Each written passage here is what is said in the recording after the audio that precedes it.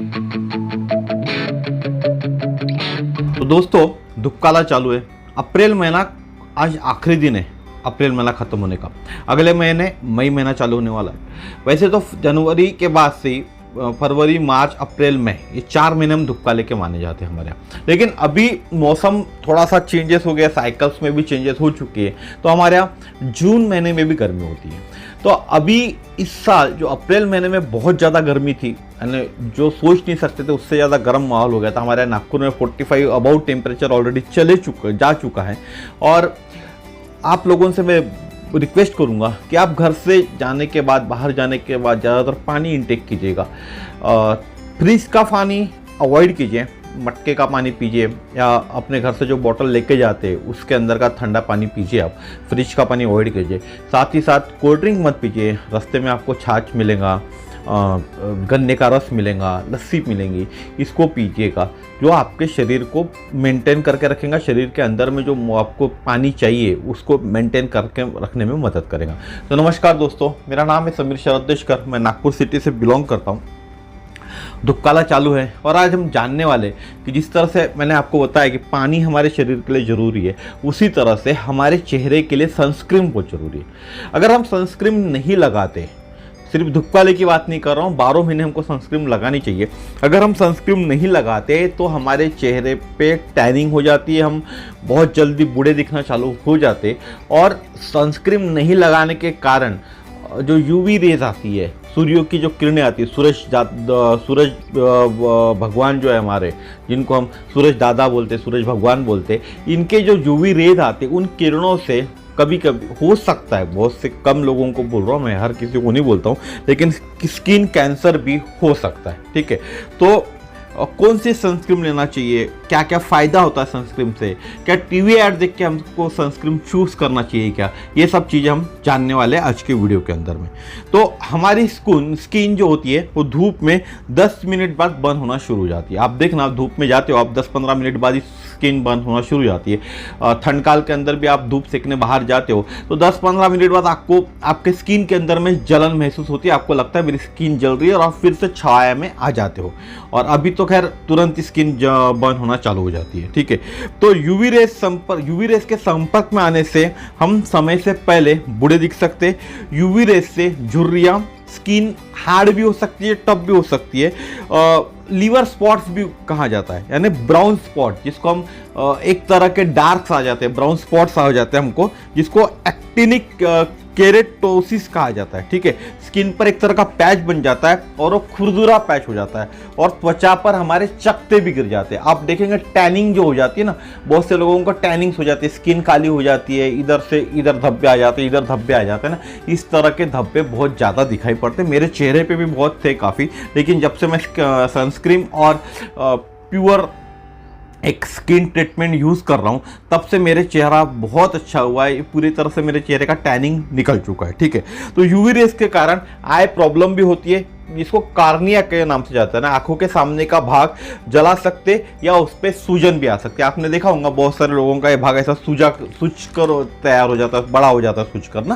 तो ये सब चीज़ें आंखों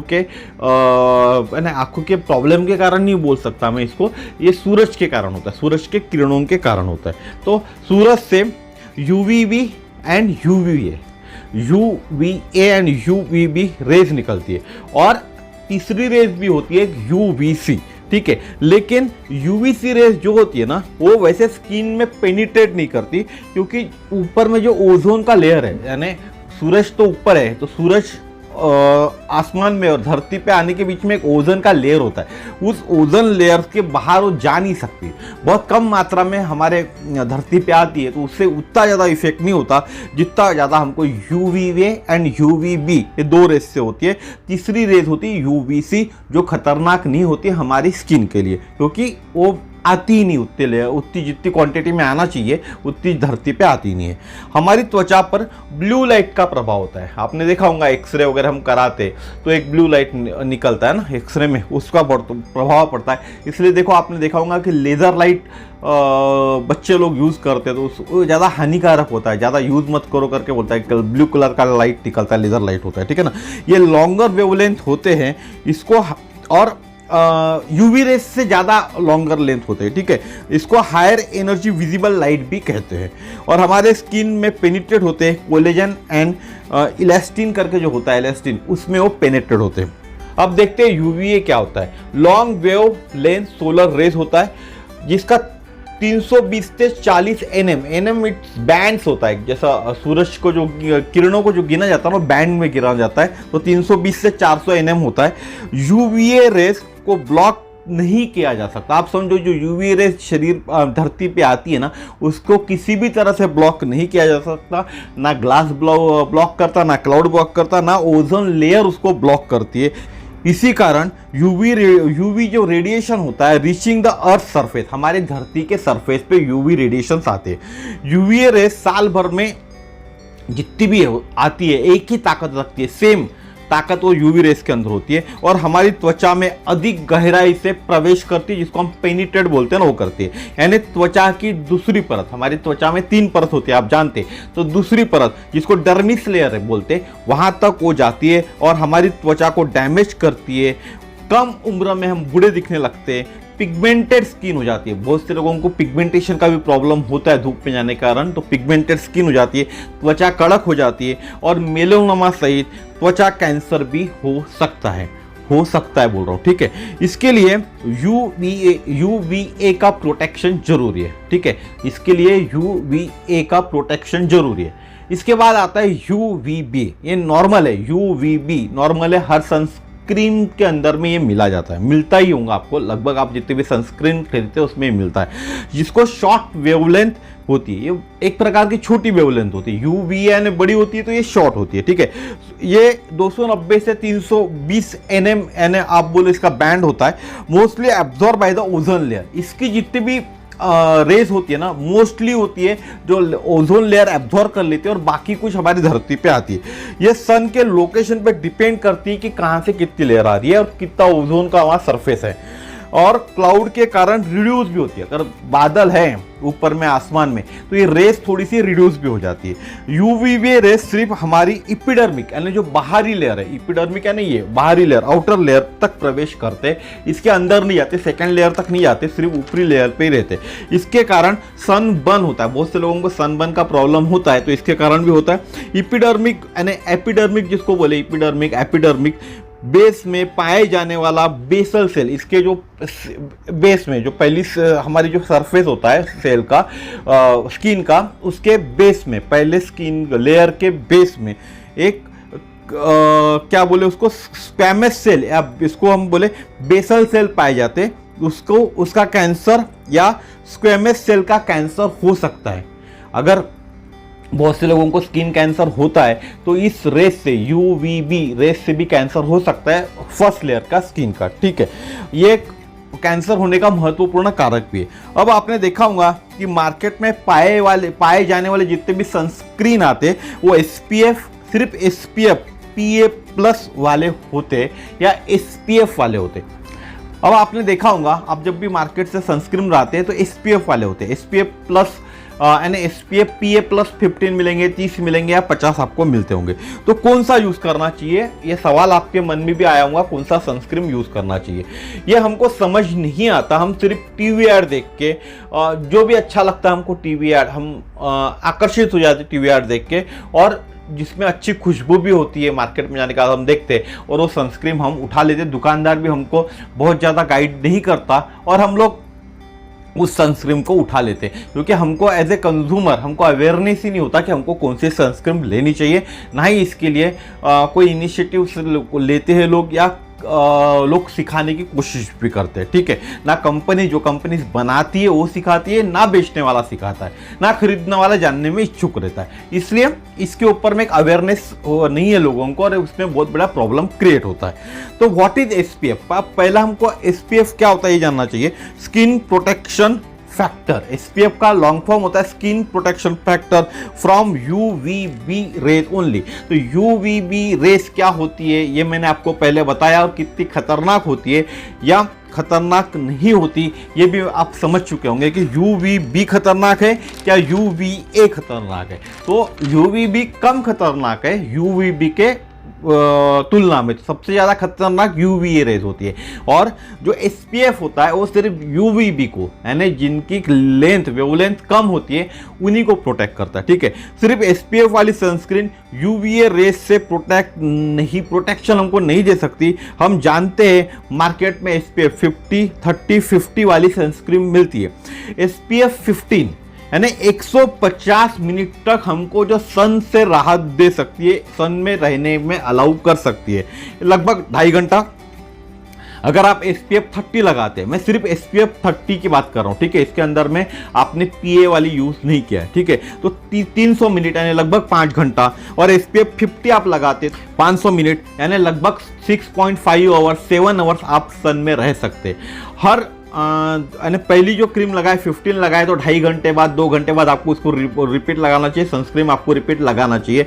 अगर आपको बहुत ज़्यादा पसीना आ रहा है या आप नहाने गए हुए या अपनी स्विमिंग करने गए तो स्विमिंग करके आने के बाद तुरंत फिर आपको ये लगाना चाहिए, ठीक है। यह एक रफ एस्टिमेट मैंने आपको बताया। यह स्किन के टाइप पे भी डिपेंड करता है, ऑब्जर्वेशन क्या है, और सूर्य की प्रकाश की जो तीव्रता है उसके ऊपर भी डिपेंड करता है। अमाउंट ऑफ सनस्क्रीन आप कितना लगाते हो इसके ऊपर भी डिपेंड करता है कि आपकी स्किन सही में सनरेज से प्रोटेक्ट हो रही है क्या नहीं हो रही है। यह सिर्फ यूवीबी से प्रोटेक्शन देता है। अगर आप एसपीएफ वाली क्रीम लेते हो, कोई भी सनस्क्रीन लेते हो तो सिर्फ यूवीबी से प्रोटेक्ट करेगा। ये कैलकुलेशन अवधि निर्धारित करने के लिए नहीं है। मैंने जो कैलकुलेशन आपको बताया कि मैं इतना देर सन में रह सकता हूँ, ऐसा निर्धारित करने के लिए अवधि नहीं है। जस्ट रफ एस्टिमेशन मैंने आपको बताया कि आपने अगर SPF 15 लगाया तो 2.5 घंटा आप रह सकते, 30 लगाया तो 5 घंटा रह सकते हैं, 50 लगाया तो 7 से 8 घंटा आप धूप में रह सकते हैं। एक एस्टिमेट दिया हो, ठीक है। इसके अंदर में कुछ आपको स्वेटिंग हो गया या आप पानी ले लिया अपने चेहरे पे तो फिर से आपको उसको अप्लाई करना पड़ेगा, ठीक है। अब सूरज की किरणों में 100% फोटोन्स होते हैं। आपने नाम सुना होगा या फिर जो लोग साइंस पढ़े होंगे उनको मालूम होगा कि फोटोन्स होते हैं। अगर हम सनस्क्रीन नहीं लगाते तो 100% फोटोन्स, जो फोटोन्स होते हैं हमारे स्किन के अंदर जाते हैं। अब बात गौर कीजिएगा, अगर हम SPF 50 लगाते तो 7 फोटोन्स ओनली हमारे स्किन में जाते। SPF 30 लगाते तो तीन सिर्फ ओनली 3 फोटोन्स हमारे स्किन में जाते। और 50 लगाते तो 1 से 2 फोटोन्स जो होते हैं वो हमारे स्किन के अंदर में जाते या पेनिट्रेट करते बोले। अब SPF the sun factor protection क्या होता है? SPF 15 जो ब्लॉक करता है 93% UVB जो रेज होती है उनको ब्लॉक करता है। SPF 30 97% UVB रेज को ब्लॉक करता है। 50 जो होता है वो 98% UVB रेज को ब्लॉक करता है। यानी रिकमेंडेशन होगा आपको नॉर्मली SPF 30 और 50 में बहुत ज़्यादा फर्क नहीं है, 1% का ही फर्क है, तो आप 30 भी चूज कर सकते हो और 50 भी चूज कर सकते हो, ठीक है। बहुत सारी कंपनियां मार्केट में आपको हाई SPF यूज करने के लिए सलाह देती है या ऐड भी आती है, जैसे SPF 75 या SPF 100। और हम मूर्ख आदमी होते हैं कि हम देखते हैं कि SPF 75 दिखा तो हमको ऐसा लगता है कि ये ज़्यादा प्रोटेक्ट करेगा, तो ऐसा नहीं है। SPF 30 और SPF 50 से ज़्यादा ग्रेटर है प्रोटेक्शन हमको दे नहीं सकते और ये लोगों को मिसलीड किया जाता है। असल में UVA का प्रोटेक्शन UVB से 1/3 होता है, यानी 1/3 UVB सिर्फ तीसरा भाग है अगर आप कोई चीज़ लेते हो, और तीसरे में से 1/3 भाग UVB का होता है और बाकी बचा हुआ भाग UVA का होता है। तो हमको UVA का प्रोटेक्शन भी उतना ही रिक्वायर्ड है जितना UVB का है। तो इसीलिए ये जो जितनी भी कंपनियां मार्केट में हाई SPF वाली 75 या 100 वाली क्रीम्स बेच रही है, ये हमको एक झांसा दे रही है और हमारे साथ खिलवाड़ कर रही है, ठीक है। अब देखते हैं PA क्या होता है। PA यानी प्रोटेक्शन ग्रेड ऑफ UVA के जो रेज होता है उसका प्रोटेक्शन ग्रेड होता है। यह बहुत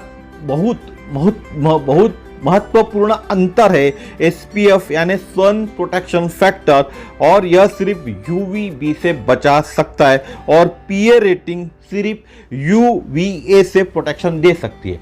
आप समझो, जो SPF होता है वो सिर्फ हमको UVB से बचा सकता है, और जो PA होता है जिसमें PA लिखा होता है वो हमको UVA से बचा सकता है।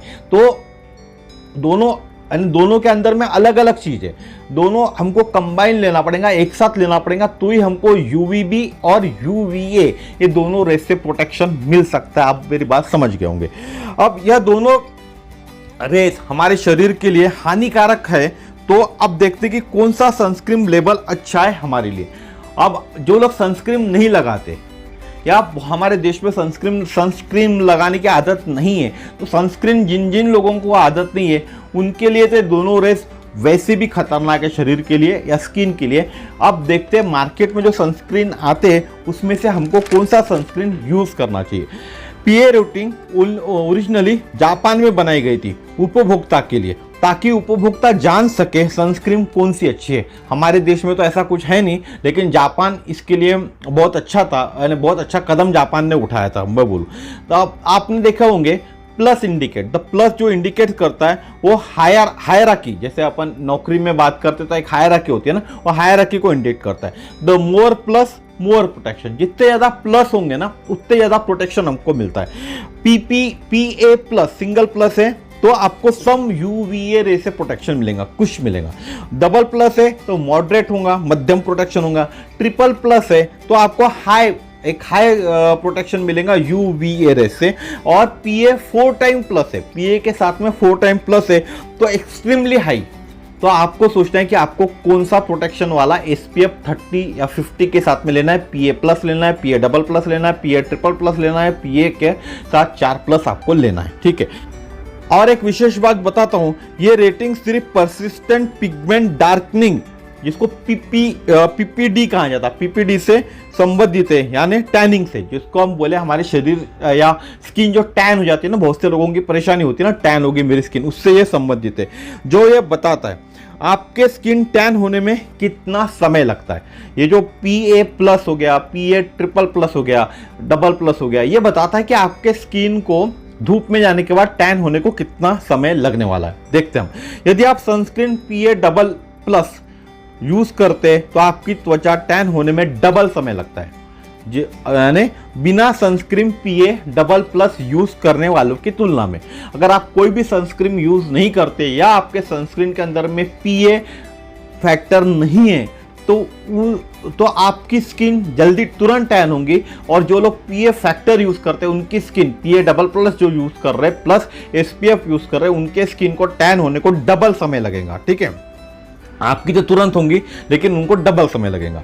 तो PA प्लस जिनके पास में है उनको टैनिंग में 2 से 4 टाइम के बीच होता है, 2 से 4 के बीच समय लगता है, यानी 2 times to 4 times more time लगता है। PA डबल प्लस जिसमें PA 2 टाइम प्लस है उनको 4 से 4 to 8 टाइम्स मोर समय लगता है।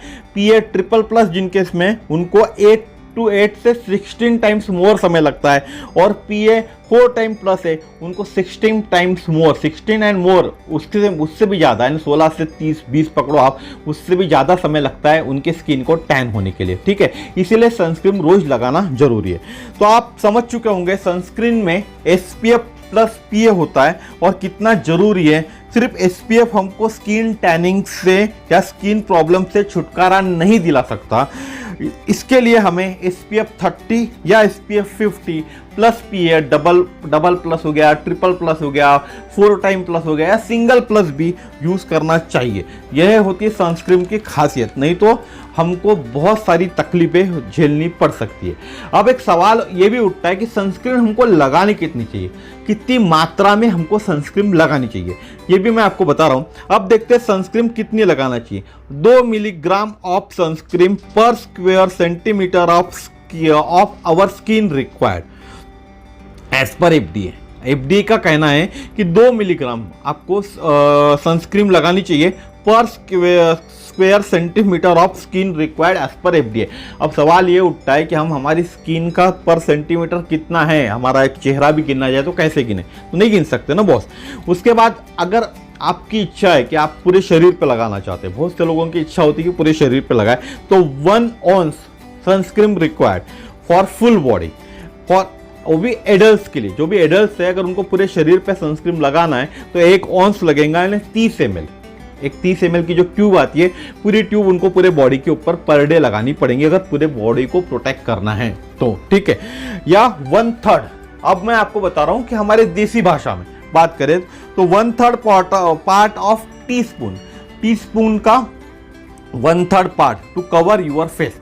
अब इसको कैसे गिनना, आप एक काम कीजिए, चम्मच लीजिए, टीस्पून लीजिए, टीस्पून के अंदर में आप क्रीम डाल दीजिए, पहले निकाल लीजिए और उसका वेट कर लीजिए। उसका वेट करोगे, उसको भाग कर दीजिए 3 से, ठीक है। अगर 10 ग्राम आया तो 10 को आप 3 से भाग दोगे, 3.3 समथिंग आएगा, तो 3.3 ग्राम आपको लगेगा। लेकिन यह गिनना लगभग असंभव टास्क है भाई। हम हमारे घर के अंदर में गिनने के लिए वेइंग मशीन तो लगेंगे ना, ये सब चीज़ें करने के लिए। तो इसके लिए आपको जो आपकी जो त्वचा है, जहाँ आपको जैसा मेरी ये त्वचा ओपन है जो बाहर दिख रही है, जिससे मेरे को हानि पहुंच सकती है सन से, तो उसके लिए मुझे सनस्क्रीन लगाने के एक सफ़ेद परत आनी। मैंने कोई सनस्क्रीन लगाया चेहरे के ऊपर में, तो एक सफ़ेद परत जमा हो जाना चाहिए, जैसी मैंने लगाया वैसी सफ़ेद परत आना चाहिए। और फिर बाद में उसको थोड़ा सा मैंने हल्के हाथ से रब करके अंदर तक मेरे स्किन के अंदर में पेनिट्रेट कर दूंगा, तो मुझे सन से प्रोटेक्शन मिल जाएगा। जो UVB रेज है और UVA रेज है, दोनों से मुझे प्रोटेक्शन मिल जाएगा। लेकिन जब भी मैं नहाऊंगा, यानी स्विमिंग करने गया या मुझे स्वेटिंग हुई, बहुत ज़्यादा पसीना आ रहा है, तो पसीने के कारण वो सनस्क्रीन निकल सकती है, तो मुझे दोबारा उसको अप्लाई करना पड़ेगा। वैसे तो हर 2 घंटे बाद अप्लाई करने के लिए बोला जाता है जो सनस्क्रीन अप्लाई लगाते, लेकिन मैंने आपको बता दिया अभी कि आपको SPF 30 से या SPF 15 से या SPF 50 से कितना समय आपको सन में आप बच सकते हो, ये भी बताया। साथ में PA का रेटिंग क्या होता है, ये भी मैंने आपको बताया। तो मेरे को लगता है आज से आप सनस्क्रीन आपके जीवन में अपनाएंगे, क्योंकि सनस्क्रीन बहुत ज़रूरी है। और जो भी घर के बाहर जाते हैं उसके 10 मिनट 15 मिनट पहले सनस्क्रीन लगाए, उसके बाद ही घर के बाहर निकले। सनस्क्रीन लगाकर तुरंत घर के बाहर ना निकले, 15 मिनट पहले अप्लाई कीजिए। आपको बाहर जाने के पहले, उसके पहले लगाए। जो घर में रहते हैं उन्होंने भी सनस्क्रीन लगानी चाहिए। और इवन मैं बोलूँगा 12 महीने विदाउट सनस्क्रीन आपको घर के बाहर निकलना ही नहीं है, क्योंकि सूर्य की किरणें धूपकाले में भी रहती है, ठंडकाले में भी रहती है और बारिश में भी रहती है। और ये आप खुद इसका प्रैक्टिकल अनुभव कर सकते हो। ठंडकाल के दिनों में जब ठंडी गिरती है, ठंडी में जब आप बाहर धूप सेकते हो, तो 10-15 मिनट के ऊपर आप धूप में खड़े नहीं रह सकते, आपकी स्किन जलना चालू हो जाती है, आपको जलन हो जाती है और आप फिर से छाया में चले जाते हो। तो इसी तरह से हमारे स्किन में वो इफेक्ट होता है, ठीक है। तो मेरे को लगता है आप समझ गए होंगे सनस्क्रीन जो आती है हमारे शरीर के लिए कितनी ज़रूरी है, स्पेशली हमारे जो ओपन स्किन है उसके लिए कितने ज़रूरी है। और मुझे लगता है कि आज से आप सनस्क्रीन आपके जीवन में ज़रूर अपनाओगे, ताकि आपकी स्किन अच्छी रहे, बुढ़ापे को आप काफ़ी लंबे समय तक दूर रह सके, एक जब तक उम्र नहीं होती तब तक के लिए। और स्किन कैंसर जो होते उससे भी आप, जो सूरज से होने वाले जो स्किन कैंसर है, रेस से जो होने वाले सूरज के रेस से, उनसे भी आप बच सकें। तो मेरे को लगता है आप समझ चुके होंगे। जाते जाते इतना ही बोलूँगा, अगर किसी को सनस्क्रीन चाहिए और कौन सी सनस्क्रीन लेना चाहिए, ये सजेशन चाहिए, तो मुझे कॉल कर सकते हैं। मेरा नंबर है 9325398926, या डिस्क्रिप्शन बॉक्स में मैंने पूरे डिटेल्स भी दिया हूँ। व्हाट्सएप भी आप कर सकते हैं और चैट भी कर सकते हैं मेरे साथ में, या मैसेज भी डाल सकते हैं। जो भी आपको अच्छा लगता है वो आप चूज़ कीजिए तरीका। साथ ही साथ आप इस चैनल पे आए हुए वीडियो देखा है तो आप सब्सक्राइब कीजिए, शेयर कीजिए लोगों को, ताकि इसी तरह की नई नई जानकारी मैं आपके पास लेकर आ सकूं। धन्यवाद, नमस्कार।